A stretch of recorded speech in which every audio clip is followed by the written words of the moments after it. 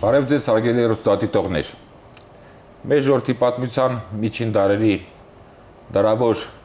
ստրկամտության, սկատիրության խավարից հետո վերջապես նոր ժամանակներում ազատության պայքարի լուսավոր դրոշը բարձրացրեց հայոց քաղաքական երկնակամարի մի վառ հնատականություն՝ Իսրայել օրին։ Հայորդիներ հաղորդաշարի այսօրվա հաղորդումը նվիրված է հենց Իսրայել օրուն։ Մեր հաղորդման հյուրերն են Երևանի պետական համալսարանի հայոց պատմության ամբիոնի վարիչ պրոֆեսոր Պետրոս Հովհաննիսյանը եւ Խաչատուր Աբովյանի անվան հայկական պետական մանկավարժական համալսարանի հայոց պատմության ամբիոնի դոցենտ, պատմական գիտությունների թեկնածու Ավետիս Հարությունյանը։ Բարի գալու, շնորհակալություն պարոնակ հրավեր ընդունելու համար։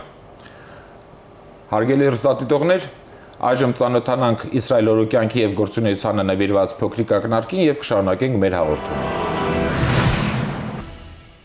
Իսրայել օրին ծնվել է Սյունիքի Անգեղակոտ գյուղում 1659 թվականին։ Մելիք Իսրայելի որդին էր։ 1677 թվականին Սյունիքի եւ Արցախի մելիքների մասնակցությամբ Էջմիածնի գաղտնի ժողովում Հակոբ Ջուղայեցի կաթողիկոսի գլխավորությամբ Եվրոպայում հայ դատի հետապնդման նպատակով կազմվում է պատվիրակություն, որը Կոնստանտնոպոլսում կաթողիկոսի մահից հետո վերադառնում է Հայաստան։ Պատվիրակության կազմից միայն 20-ամյա օրին միայնակ 1680 թվականին մեկնում է Եվրոպա։ 1683 թվականին ծառայության է անցնում ֆրանսիական բանակում։ 1688-ից 95 թվականներին մասնակցում անգլո-ֆրանսիական պատերազմին։ Գերությունից ազատվելով 1698 թվականին պֆալցի կուրֆյուրտ Հոֆան Վիլհեմին առաջարկել է ազատագրել Հայաստանը։ Վերջինս օրու միջոցով թղթեր է հղել վրաց թագավոր Գեորգիին, հայ մելիքներին, ամենայն հայոց եւ աղվանից կաթողիկոսներին։ Օրին ապարդյուն ջանացել է ձեռք բերել ավստրիական կայսր Լեոպոլդի աջակցությունը,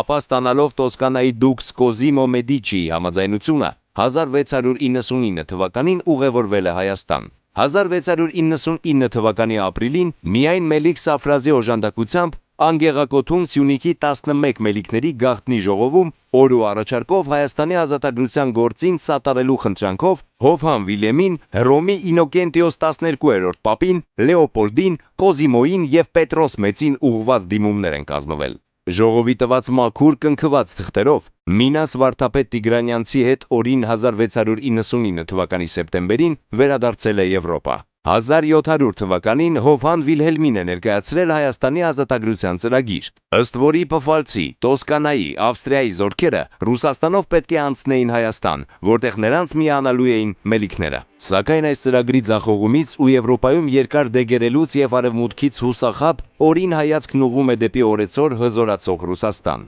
որը տվյալ պահին կարող է լինել հայոց միակ իրական դաշնակիցը։ 1701 թվականին նա մեկնում է Մոսկվա, հանդիպում Պետրոս Մեծի հետ, ներկայացնում Հայաստանի ազատագրության ծրագիր, ըստ որի ռուսական զորքը միանալով հայ-վրացական զինուժի հետ պետք է ազատագրեր Արևելյան Հայաստանը։ Օրին 1704 թվականին մեկնեց Եվրոպա։ Հռոմի Կլիմենտ 11-րդ պապից ստացավ քրիստոնյաների հալածանքները դադարեցնելու մասին Պարսից շահին ուղված դիմում, գնեց զենք եւ 1706 թվականին վերադարձավ Մոսկվա։ Պետրոս Մեծից Պարսից շահ Հուսեյնին ուղված դիմում վերցնելով ռուսական բանակի գնդապետի աստիճանով, օրին որպես Հռոմի դեսպանության ղեկավար 1707 թվականին մեկնեց Պարսկաստան։ Չնայած ֆրանսիական միսիոներների բանսարկություններին, օրին բանակցեց Պարսից շահ Հուսեյնի հետ։ Սակայն այդ ընթացքում Եվրոպայի աշխարհաքաղաքական շահերը փոխվեցին։ 1709-ից 11 թվականներին օրին գործեց այսօր Կովկասում, ամրապնդելով կապերն ամենայն հայոց Ալեքսանդր Ջուղայեցի եւ Գանձասարի Եսայի Հասան Ջալալյան կաթողիկոսների, նաեւ մելիքների հետ։ Չպարզված պայմաններում օրին մահացավ Աստրախանում 1711 թվականի օգոստոսին։ Օրին մերձավոր արևելքում, Ռուսաստանում եւ Եվրոպայում ստեղծել էր հետախուզական լայն ցանց։ Իսրայել օրին սկզբնավորեց հայոց ազգային ազատագրական պայքարը եւ հիմք դրեց ռուսական կողմնորոշմանը։ Սյունիքում եւ Արցախում նրա գաղափարների արմատավորման արդյունքում ստեղծվեց նորագույն հայոց պետականությունը, Հայաստանի Հանրապետությունը եւ Լեռնային Ղարաբաղի Հանրապետությունը։ Պարոն Հովհաննիսյան, Իսրայել օրին կարելի ասել բառի բուն իմաստով իր ողջ գիտակցական կյանքը անմնացոր նվիրեց հայոց ազատագրության սրբազան գործին եւ գաղափարին եւ այդ առումով նաեւ դարձավ այդ գաղափարների երևակայի լավագույն թարգման արտահայտիչը հայության, հայ իրականության մեջ բորբոքեց հայրենասիրության այդ ջահը կրակը եւ վերջապես հիմք դրեց ռուսական կողմնորոշման հայ քաղաքական մտքի եւ իրականության պայմաններում։ Խնդրում եմ ձեր ընդհանուր գնահատականը տալ։ Իրոք հայոց պատմության ազատագրական շարժման շրջանի ամենաականավոր դեմքը իրոք Իսրայել օրինն է։ Ընդհանրապես հայոց պատմության եւ առեղծվածային եւ առ այսօր դեռևս շատ հարցեր չպարզաբանված մի երևույթ է, որը եկավ մեր իրականության մեջ իր հետ բերելով չափազանց շատ նորություններ։ Վաղուց եւ իդ այն կարծիքներ տիրապետում հայ ազատագրական մտքի մեջ, որ Հայաստանի ազատագրության գործը դա պետք է դրսից կատարվի։ Սա շատ կարևոր է ճիշտ հասկանալու համար, ոչ միայն Իսրայել օրը, այլ նաև ամբողջ նախընթացը եւ Իսրայել օրից հետո, թե ինչ էին որոնում հայերը եվրոպական արքունիքներում եւ ինչ էին գնում այնտեղ բանակցություններ վարելու։ Այն տեսակետը կար, որ Հայաստանի ազատագրության գործը պետք է իրականացնի Եվրոպան, քրիստոնյա Եվրոպան։ Իսրայել օրին այդ ճանապարհի մեկ շատ բայց նշանավոր դերակատարներից է։ Ասել, որ ամեն ինչ մենք գիտենք այդ նշանավոր հայի մասին, ճիշտ չի լինի, որովհետև շատ բաներ ընդհանրապես հայ իրականությունը նա չէր ճանաչում։ Առաջինը Իսրայել օրի մասին գրեցին եւ խոսեցին գերմանացիները։ Երբ հայտնաբերվեցին փաստաթղթեր Իսրայել օրու բանակցությունները Դուսելդորֆի արքունիքի հետ եւ այդ փաստաթղթերը 19-րդ դարի երկրորդ կեսին հրապարակվեցին։ Շատ ավելի ուշ այդ փաստաթղթերի հիման վրա հայականավոր պատմաբան, ապագա պատմաբան Աշոտ Հովհաննիսյանը գրեց գերմաներենով իր Իսրայել օրի մենագրությունը։ Երկրորդ հայտնությունը Իսրայել օրու եղավ 1898 թվականին, երբ մի ուրիշ հայ նշանավոր գործիչ Ռուսաստանում հրատարակեց Сношение Петра Великого с армянским народом։ Պետրոսի հարաբերություններ հայ ժողովրդի հետ խոսքը վերաբերում է Կարապետ Եզյանցի կապիտալ փաստաթղթերի ժողովածում եւ ընթացակ առաջաբանին։ Նոր հայ հանրությունը իմացավ Իսրայել օրու մասին։ Դուք նշում եք, որ շատ քիչ բան գիտեք, կարող ենք նաև ասել, որ նաև ամբողջությամբ եւ ըստ արժանվույն գնահատված է չի Իսրայել օրին մինչ այժմ, կամ հանրությանը ներկայացված, ուսումնասիրված չի ամբողջությամբ։ Չէ, ինչու ներկայանը գնահատված է, որտեղ լավ աշխատանքներ են գրվել։ Այստեղ ներկա է մեր Ավետիս Հարությունյանը, նրա հայրը դեռևս 1945 թվականին առաջիններից մեկը գրեց Իսրայել օրի մենագրությունը։ Որոշակի է, որ նա Սիսիանի Մելիք Իսրայելի որդին է։ Ընդ որում խոսքը հենց այսօրվա Սիսիանի մասին է։ Հավանաբար այստեղ էլ նա պետք է որ ծնված լինի։ Հետագայում է ստեղծվել միֆը, լեգենդը Իսրայել օրու իբր թե Պռոշյան իշխանական ընտանիքի զավակ լինելու։ Դա միշտ արվում էր Եվրոպայում ներկայացնելու, բարձրացնելու, օտար դիվանագիտական շրջանակներում ներկայանալու անգամ հավանական է, որ կարող էր եւ ինչ որ բաներով այո Պռոշյանների ներկայացուցիչներ, բայց Պռոշյանները վաղուց հեռացել էին պատմության թատերամից անհետացել էին։ Իսրայել օրին սկսում է այն պահից, որ 1677 թվականին Էջմիածնում ժամանակի Հակոբ Կաթողիկոսը հրավիրեց խորհրդակցություն Եվրոպային դիմելու, ասացի, մենք գնում ենք Եվրոպա, գնում ենք ուրիշ երկրներ, այստեղից օգնություն խնդրելու։ Եվ նորից նույն շատ հստակ ճանապարհն է, ուղղիգիծն է։ Պատվիրակությունը կաթողիկոսի գլխավորությամբ պիտի գնա Եվրոպա։ Պատվիրակության մեջ է նաև օրու հայրը, Մելիք Իսրայելը։ Սա ցույց է տալիս, թե որքան սա նշանավոր մեկը պիտի լինի, որ կաթողիկոսը իր հետ տանում է Եվրոպա։ Օգտվելով առիթից Մելիք Իսրայելը որոշում է իր հետ Եվրոպա տանել նաև գործոն, հավանաբար կրթություն տալու, հավանաբար աշխարհը ցույց տալու նկատառումներով։ Երբ 1680 թվականի օգոստոսի 1-ին Կոստանդնուպոլսում հանգարցամահ եղավ հայոց կաթողիկոսը, պատվիրակությունը ծրվեց, որտեղ նախատեսված չէր, թե կաթողիկոսը որ մահանա ինչ են անելու։ Նրանք էլ վերադարձան, ճանապարհը շարունակեց Իսրայել օրին։ Ես շարունակեմ պարոն Հովհաննիսյանի վերջին նախադասությունից, երբ որ պատվիրակությունը կաթողիկոսը մահացավ եւ օրուն մի խումբ մարդկանց հետ միասին հաջողվեց անցնել Եվրոպա։ Իրոք նրա կրթական ցենզը կարելի ասել բավականին բարձր էր, նա եղել էր զինվորական, սկզբում եղել է լեյտենանտ, հետո կապիտան, Ռուսաստանում Պետրոս առաջինը նրան տվել է գնդապետի աստիճան, ասեմ նաև որ օրին տիրապետել է մի քանի լեզուների, նա ապրելով Իտալիայում, Վենետիկում տիրապետել է լատիներենին, իտալերենին, 12 տարի ապրել է Ֆրանսիայում, փայլուն տիրապետում էր ֆրանսերենին, հետագայում 6 տարի կամ մի փոքր ավելի եղել է Գերմանիայում, տիրապետում էր գերմաներենին, հաստորեն նրա ընդհանուր աշխարհայացքը բավականին մեծ էր։ Եվ ի վերջում սկսեց տիրապետել նաև ռուսերենին։ Ռուսերենին Ռուսաստան գնալու ժամանակ թարգմանչի միջոցով էր, Օրեխովիչի միջոցով էր նա հաղորդակից լինում, բայց համենայն դեպս մեր պատմագրության մեջ նախկինում նաև գերմանական պատմագրության մեջ Հեյգելը կամ Հայգելը, որոնք փորձում են օրուն ներկայացնել որպես խաբեբա առևտրական դասի ներկայացուցիչ, դա այնքան էլ այդպես չէ, որտեղ օրին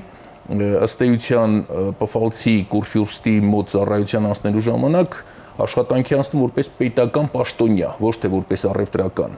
Առևտուրը ընդհանրապես միջոց է եղել նրա գոյապահպանության եւ հայ ազգային ազատագրական պայքարը առաջ տանելու համար։ Իսկ ինչ վերաբերում է միջազգային իրադրությանը, հայտնի է, որ 17-րդ դարի վերջերից արդեն Օսմանյան Թուրքիան եւ Սեֆյան Պարսկաստանը աստիճանաբար թուլանում են, կորցնում են նրանց միջազգային հեղինակությունը։ Հայտնի է, որ 1684 թվականին Ռեջ Պոսպոլիտայի գահակալ Յան Սոբեսկին Վիեննայի մատույցներում խայտառակ պարտության մատնեց թուրքերին եւ նրանց հետ շպրտեց Վիեննայի մատույցներից, որոշ ժամանակ անց, ավելի ճիշտ 1 տարի անց 1685 թվականին ավստրիացիները Բլումբերգի գլխավորությամբ դեսպանություն ուղարկեցին Ռուսաստան եւ խնդրեցին, որպեսզի Ռուսաստանը միանա հակաթուրքական այդ պայքարին։ Ռուսաստանը շատ սիրահոժար կերպով դա ընդունեց, արդյունքը եղավ այն, որ արդեն 1696 թվականին ռուսները առաջ խաղացին դեպի Սևծով եւ գրավեցին Ազով նավահանգստային քաղաքը։ Եվ ահա 1698 թվականին կնքվեց Կարլովիցի հաշտության պայմանագիրը թուրքերի հետ, որն էլ հնարավորություն ստեղծեց, որպեսզի եվրոպական որոշ երկրներ որոշ ակնկալիքներ ունենան արևելքում։ Օրին կարողացավ իհարկե այդ ամենը հնարամտորեն օգտագործել, որտեղ նա աչքեր ընկնում դիվանագիտական բավականին մեծ հմտություններով եւ հաշվի առնելով եվրոպական երկրների տարակարծությունները, նա կարողացավ կարելի ասել շատ ճիշտ գծի վրա կանգնել եւ Հովան Վիլելմի միջոցով ինչ որ չափով փորձել իրականացնել իր ծրագրերը։ Նախնական առումով նա փորձում էր Ֆրանսիայի միջոցով։ Լյուդովիկոս 14-րդի միջոցով էր փորձում այդ ամենը իրականացնել, սակայն Լյուդովիկոս 14-րդը համաձայնություն չտվեց, որովհետև կային պատճառներ, հայ առևտրականները Պարսկաստանում փաստորեն խանգարում էին ֆրանսիացի առևտրականների գործունեությանը, դա նրանց այսպես գործունեության կասեցում էր նշանակում, եւ բացի այդ Լյուդովիկոս 14-րդը որոշել էր առանձին պայմանագրեր կնքել Թուրքիայի եւ Պարսկաստանի հետ եւ բարելավել հարաբերությունները նրանց հետ։ Օրին փաստորեն նախնական շրջանում կարողացավ հենց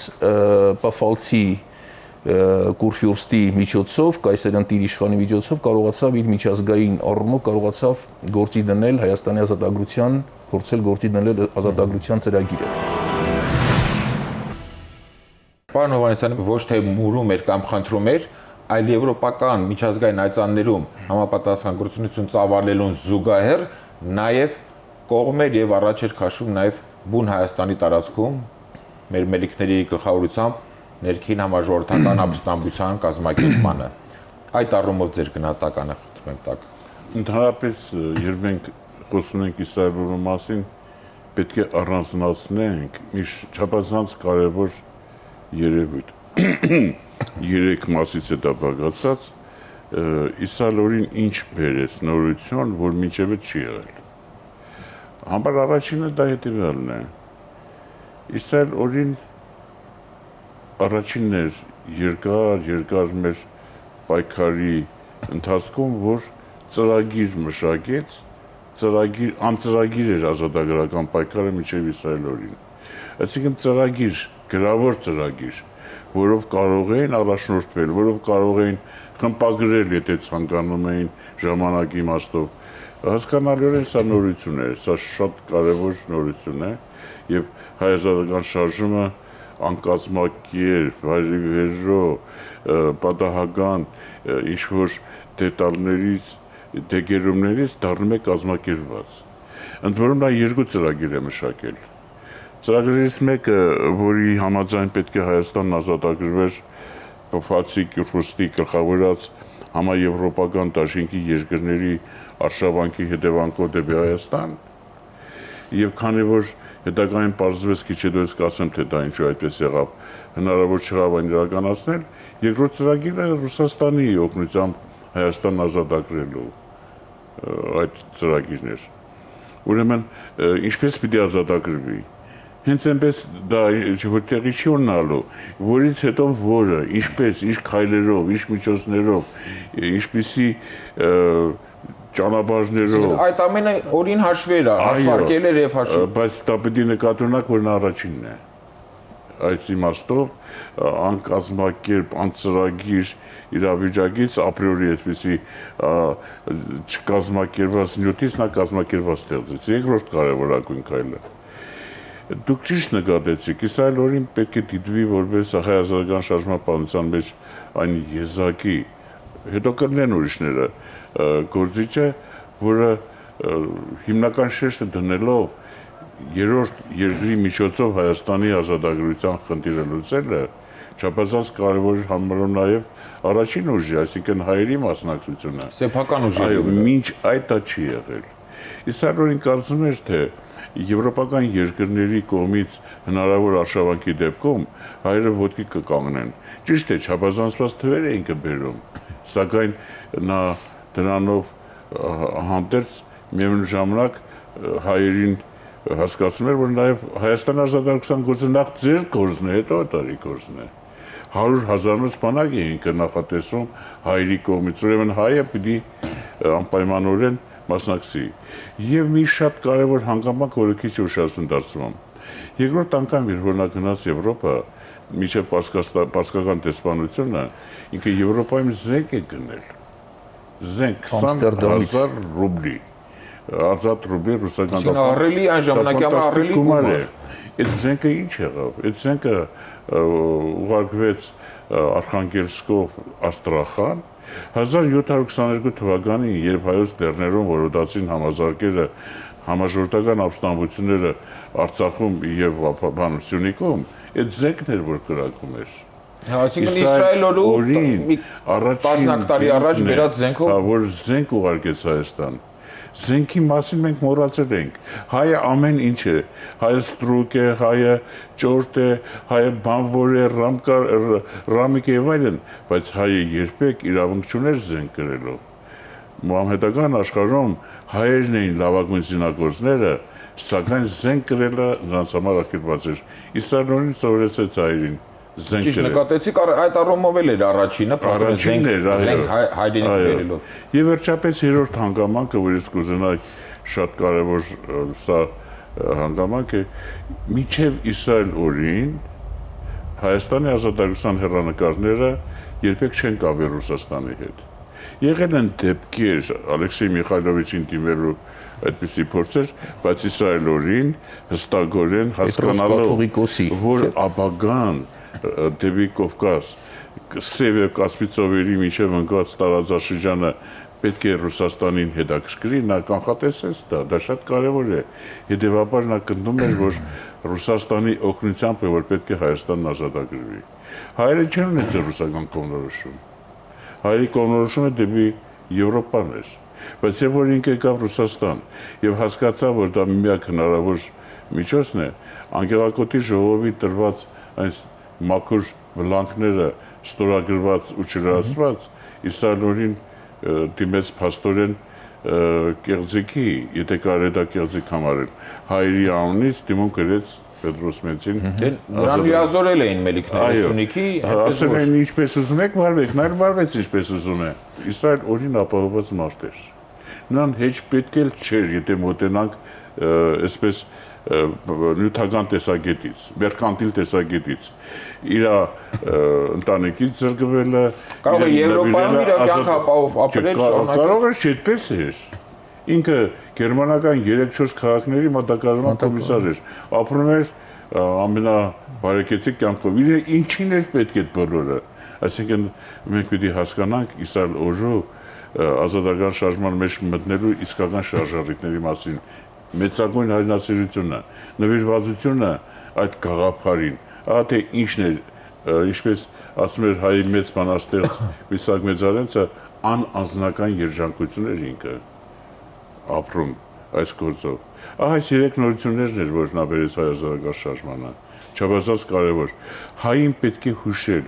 որ եթե դու ուզում ես ազատ ապրել, դու պետք է կռվես, եթե ուզում ես ազատ ապրես, դու պետք է սեփական արյունը թափես, ոչ թե օդարը պետք է այդ արյունը թափի եւ դու կողքից կանաչ դիտես։ Կարծում եմ, թե Իսրայել օրու դերի գնահատման հարցով այս 3 կարևորագույն հանգամանքները հաշվի չառնել նշանակում է Իսրայել օրին ճիշտ չհասկանալ։ Իդեպ ասեմ ձեզ, որ Իսրայել օրին երբ որ առաջին անգամ, այսինքն Անգեղակոթի ժողովի առիթով եկավ Հայաստան, նրան շատ վատ ընդունեց հայ միջավայրը, նկատի ունեմ հոգևորական միջավայրը, Էջմիածին։ Նահապետ կաթողիկոսը չէր։ Թշնամական անգամ ինքը ցնցված էր այդ ծառը, ասում եք, գիտեք, Եվրոպայում ուժեր կան, մարդիկ կան, որ կուզենան, որ Հայաստան ազատագրվի, դրա համար անհրաժեշտ է, որ մենք հայերս դիմենք Եվրոպային, վերապարտեր, անպայման բերեք, ինչ եք ասում, ինչպիսի վերաբերմունք եւ այլն։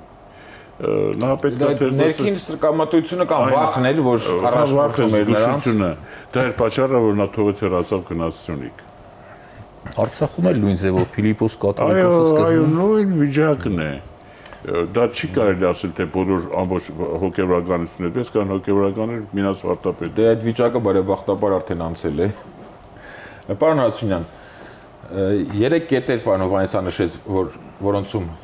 Իսրայել օրին առաջինն էր, այդ առաջին առումով մեր հայոց պահանջատիրության այդ ուղղությամբ համապատասխան լոբինգային աշխատանք է կատարում նաև։ Եթե կարելի է այդ տերմինով եզրույթով օգտագործել, լոբինգը երևի չեմ կարող ասել կոնկրետ լոբինգի հիմնադիր, հայամետ, բայց ինչ ես վախենում, բայց լոբինգի փոխարեն երևի մենք կարող ենք ասել, որ աշխարհիկ դիվանագիտության հիմնադիր որպես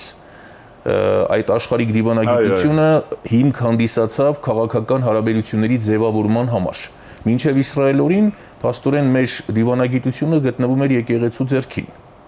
Իսրայել օրին առաջին գործիչն էր, որ կարողացավ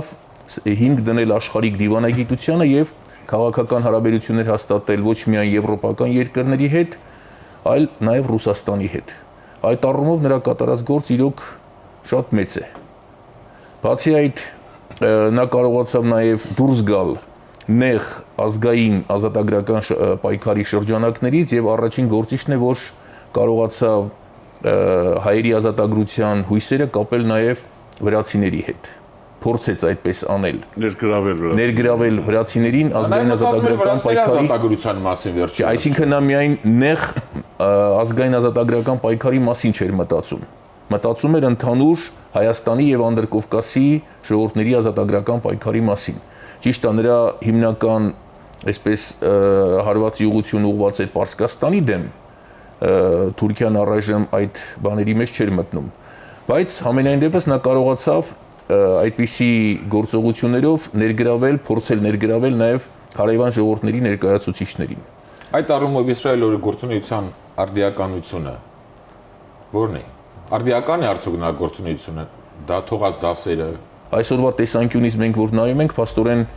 Իսրայել օրու ժամանակներից ձևավորվեց քաղաքական մի ուղղություն ընդհանուր մինչև 1827 թվականը, մինչև Արևելյան Հայաստանի այդ միացման շրջանում ազատագրության ծրագիրը, Խուդաբաշյանի ուրեմն ծրագիրը, մեր հայ քաղաքական գործիչները բոլորը ցանկացել են Ռուսաստանի օգնությամբ ազատագրել Հայաստանը եւ ինքնավարության կամ անկախության ինչ-որ ծրագիր են մշակել։ Ոչ թե Ռուսաստանին միանալու, այլ Ռուսաստանի օգնությամբ Հայաստանի ազատագրության ծրագիր։ Բնական է, եթե Եվրոպան երես էր թեքում, Իսրայելորուն մնում էր մի բան,